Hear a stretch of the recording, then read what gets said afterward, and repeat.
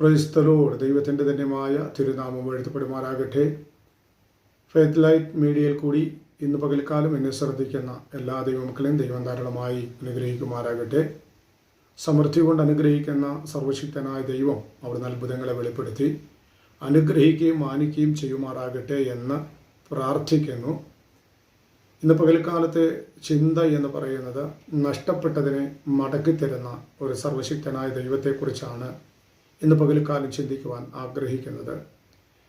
നമ്മുടെ ജീവിതത്തിലേക്ക് ഒന്ന് തിരിഞ്ഞു നോക്കിയാൽ പലപ്പോഴായി നമ്മുടെ ജീവിതത്തിൽ നിന്ന് പലതും നഷ്ടപ്പെട്ട ഒരനുഭവം നമുക്ക് കാണാൻ കഴിയും.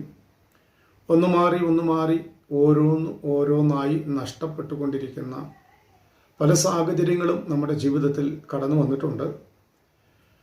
ഒരു പ്രതികൂലം വന്ന് അത് മാറി അല്പം ആശ്വാസം വന്നു എന്ന് ചിന്തിക്കുന്ന വേളയിൽ അടുത്ത പ്രതികൂലം നമ്മളെ വേട്ടയാടിക്കൊണ്ടിരിക്കുന്ന സാഹചര്യം നമ്മുടെ ജീവിതത്തിൽ പലപ്പോഴും കടന്നു വരാറുണ്ട്.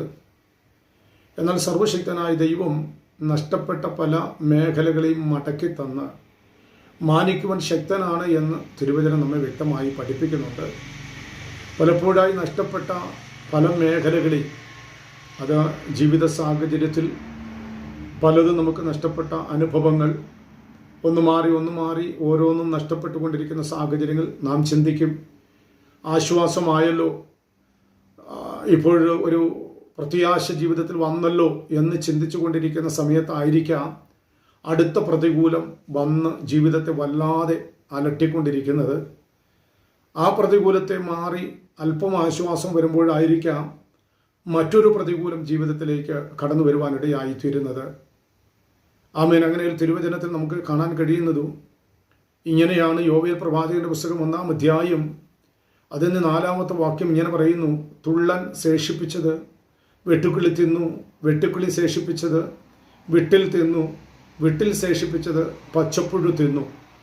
ഓരോന്നായി നഷ്ടപ്പെട്ട് മുളയെടുത്തു വരുന്ന സാഹചര്യത്തിൽ മുളയെ നഷ്ടപ്പെടുത്തി അതിൻ്റെ ഫലം പുറപ്പെടുവിക്കുവാൻ കഴിയാതെ അതിൻ്റെ ഫലത്തെ നഷ്ടപ്പെടുത്തി അവസാനം പച്ചപ്പുഴു അതിൻ്റെ വേരുപോലും കാർന്ന് തിന്ന് നമ്മുടെ ജീവിതത്തെ വല്ലാതെ അലട്ടിക്കൊണ്ടിരിക്കുമ്പോൾ, നമ്മുടെ ജീവിതത്തിൽ ശത്രുവാഗതമൻ വല്ലാതെ അവൻ നഷ്ടപ്പെട്ടു പോകത്തക്ക നിലവാരത്തിൽ പ്രതികൂലങ്ങൾ സൃഷ്ടിച്ചു കൊണ്ടിരിക്കുമ്പോൾ സർവശക്തനായ ദൈവം വിളിച്ചു പറയുന്നു, നഷ്ടപ്പെട്ടതിൻ്റെ അവൻ ഇരട്ടിയായി മടക്കി തരുന്ന ഒരു സർവശക്തനായ ദൈവം. നഷ്ടപ്പെട്ടത് എന്താണോ, നാം ആഗ്രഹിച്ച് പ്രാർത്ഥിച്ചത് എന്താണോ, അതിനെ മടക്കി തരുവാൻ ശക്തനായ ഒരു ദൈവത്തിൻ്റെ സാന്നിധ്യം നമ്മുടെ ജീവിതത്തിൽ ഉണ്ട് എന്നുള്ളത് വ്യക്തമായി ദൈവാത്മാവ് വെളിപ്പെടുത്തുന്നു.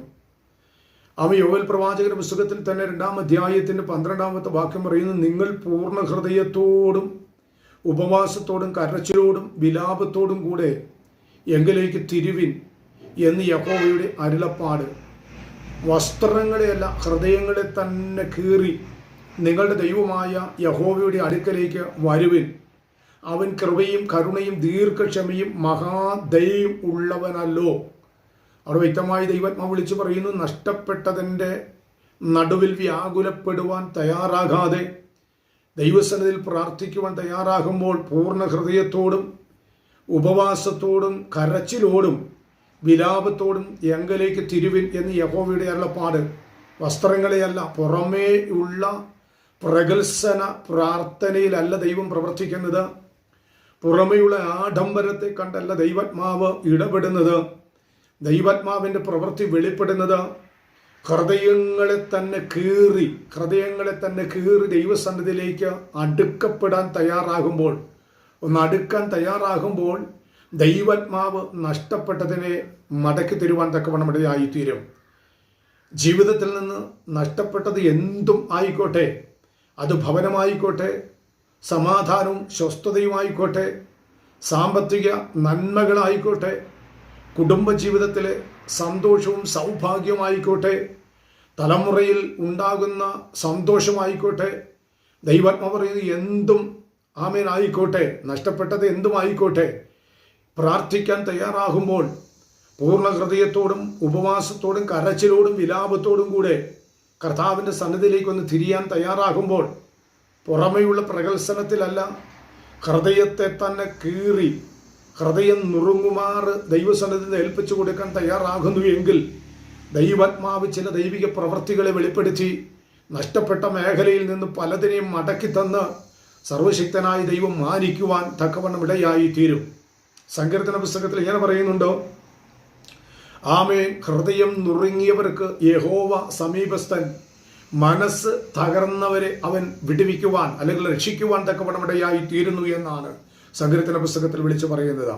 അങ്ങനെയെങ്കിൽ തകർന്ന മനസ്സോടെ വിടുവിക്കുവാൻ ശക്തനായ ദൈവത്തിന്റെ കരങ്ങളിലേക്ക് ഏൽപ്പിച്ചു കൊടുക്കാൻ തയ്യാറാകുമ്പോൾ ആമേൻ, 2-ാം അധ്യായത്തിന്റെ തന്നെ യോവേൽ പ്രവാചകന്റെ പുസ്തകം 2-ാം അധ്യായത്തിന്റെ തന്നെ 25-ാം വാക്യത്തിൽ പറയുന്നു, ഞാൻ നിങ്ങളുടെ ഇടയിൽ അയച്ചിരുന്ന എൻ്റെ മഹാസൈന്യമായ വെട്ടുക്കിളിയും വിട്ടിലും തുള്ളനും പച്ചപ്പുഴുവും തിന്നുകളഞ്ഞ സംവത്സരങ്ങൾക്ക് വേണ്ടി ഞാൻ നിങ്ങൾക്ക് പകരം നൽകും.